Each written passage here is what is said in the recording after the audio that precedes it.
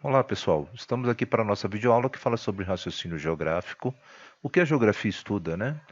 O objeto de estudo da geografia, gente, é o espaço geográfico, que é o resultado da combinação dos elementos naturais ou das paisagens naturais, aquelas que não foram modificadas pelo ser humano, e os elementos sociais ou elementos socioeconômicos ou elementos culturais, paisagens culturais, aquelas que foram criadas pelo ser humano, tá?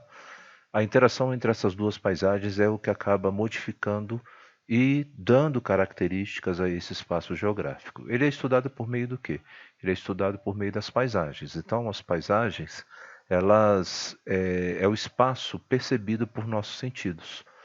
Então, quando você observa uma paisagem, você consegue fazer uma leitura de como uma sociedade se relaciona entre si, né? Como que os seres humanos em sociedade se relacionam, como também você consegue perceber como esses seres humanos eles transformam, eles se relacionam com a natureza. Exemplo, você consegue perceber se um grupo social se relaciona bem com a natureza quando você vai em um local natural e encontra lixo jogado fora ou jogado nesse ambiente natural, né? Isso vai fazer uma leitura de que você vai perceber que essa população não tem tanto cuidado com esse ambiente e nem está preocupada também com quem vai usar futuramente. Então você costuma verificar quando você vai aqui em Brasília, na margem do Lago Paranoá, que não é uma paisagem natural, tá? O Lago Paranoá é um objeto construído pelo ser humano. É uma paisagem cultural, uma vez que ele é um lago artificial. Mas você vê as pessoas que frequentam a margem desse lago, muitas das vezes, deixando lixo na margem. E isso acaba prejudicando outra pessoa que venha utilizar. A paisagem também ela pode contar a história de como que essa sociedade se relaciona com a natureza, né? Então, um exemplo, você verifica o Rio Tietê, no de São Paulo, né? É um rio que há 110 anos atrás você conseguia nadar. E hoje você não consegue, porque ele está poluído, né? Então, as paisagens, você costuma verificar por meio delas como que uma sociedade se relaciona entre si, né? Como grupos sociais em um local se relacionam e como esses grupos, né? Essa sociedade, ela se relaciona com a própria natureza, tá? A paisagem, gente, ela é dividida em dois tipos, né? Como a gente falou, paisagens naturais, aquelas que não foram modificadas pelo ser humano, que praticamente hoje, nesse planeta que nós habitamos, já praticamente ele já foi mexido em tudo, e as paisagens culturais, aquelas que foram criadas, transformadas e são constantemente modificadas pelo ser humano, tá? Elas são compostas por lugares e como é que a gente pode definir lugar? O lugar, ele pode ser caracterizado, perdão, o lugar ele pode ser caracterizado como um ponto, eu costumo dizer que é um ponto na superfície terrestre.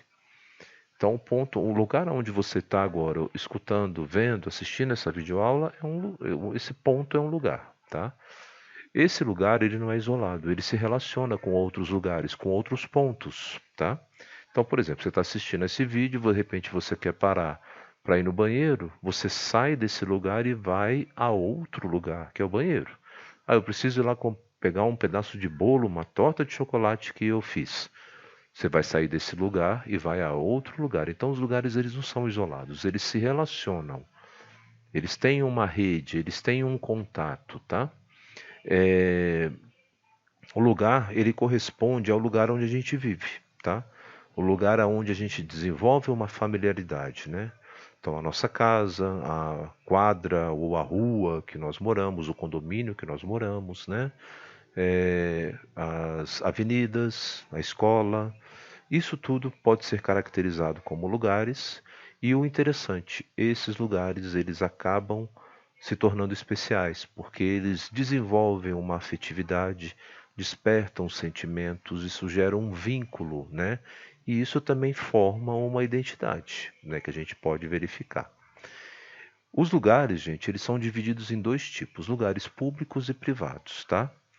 O lugar público é aquele que a gente tem acesso, né? Não quer dizer que o lugar público não tenha regra, ele tem regra. Mas que regra que seria? Com um exemplo dessa regra, danificar.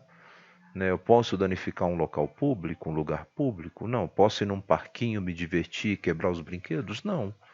O lugar público ele tem regra. E a regra que existe é justamente a convivência que nós temos que ter, o cuidado que nós temos que ter, uma vez que é algo que todos usam, né? Que toda a sociedade pode utilizar, né? Então, os lugares públicos são aqueles que nós podemos acessar. Exemplo, uma praça, uma avenida, uma rua, né?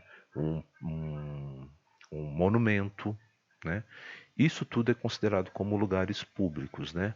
Exemplo no Brasil, no nosso país as praias são consideradas lugares públicos. Então, se você quer comprar uma praia no Brasil, você não pode.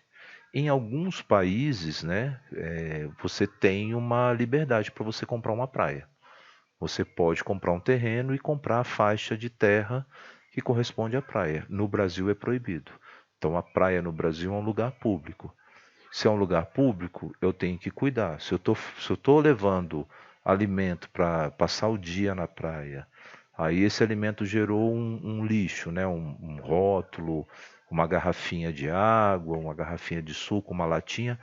Eu posso deixar lá? Não, eu tenho que trazer de volta, ou tenho que descartar no local adequado, né? Então isso é uma das características do lugar público. O lugar privado é a nossa residência, né? Onde a gente mora, os lugares que, as empresas que a gente costuma ir, né? Então, por exemplo, se eu vou num shopping, dá a impressão de que o shopping é um lugar público, mas não é. O shopping ele é um lugar privado. Você não consegue entrar num shopping 3 horas da manhã porque ele está fechado. Se você for num shopping, num parque shopping às 2 horas da manhã, 4 horas da manhã, ele está fechado. Porque existem regras, tá? Geralmente os lugares privados, eles juntamente com os lugares públicos, eles têm regras, tá? Então tem algumas regras que são observáveis. Então, determinados lugares privados, você não tem tem algumas restrições que são colocadas diante pelo dono do espaço, tá? Aqui em Brasília tem uma questão interessante que foi pensada pelo urbanista Lúcio Costa, que desenhou a cidade no formato de avião, né? Na realidade, ele fala que Brasília era um formato de uma mariposa, né? Mas tem característica de parece mais um avião, né? O que que ele pensou? Ele pensou que as áreas habitacionais,